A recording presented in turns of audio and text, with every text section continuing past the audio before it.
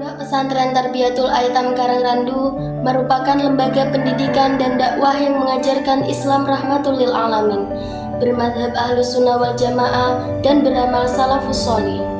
Untuk kegiatan sehari-hari seperti sholat berjamaah, sekolah formal dari berbagai jenjang seperti madrasah ibtidaiyah, madrasah sanawiyah, dan madrasah aliyah. Selain sekolah formal, para santri juga mengikuti sekolah non-formal seperti madrasah diniyah ula dan wusta. Selain itu, kegiatan di pesantren juga masih ada banyak lagi. Ada pengajian ba'da maghrib. Adapun untuk pengajian ba'da maghrib terdiri dari 5 kelas, yaitu ula, wusta 1, wusta 2, wusta 3, dan ulia. Pengajian Al-Quran ba'da subuh, belajar wajib setiap malam, dan masih ada banyak lagi.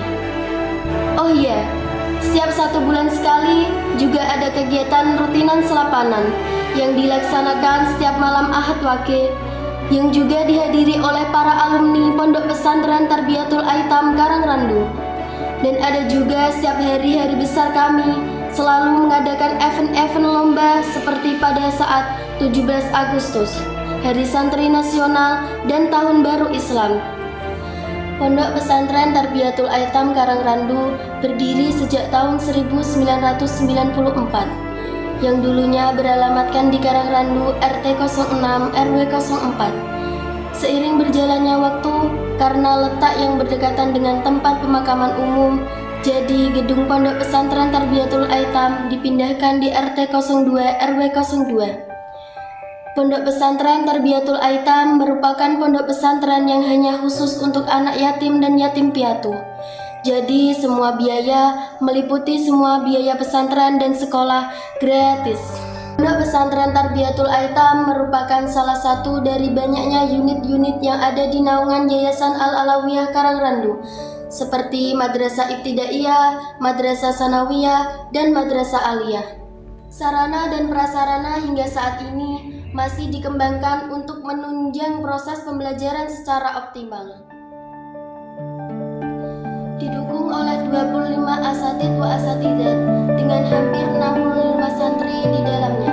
Terletak di desa yang notabene desa kuliner dan dikelilingi hamparan sawah yang sangat luas, sehingga menjadikan santri nyaman dalam proses pembelajaran dan berdiri di atas lahan yang kurang lebih 300 meter persegi.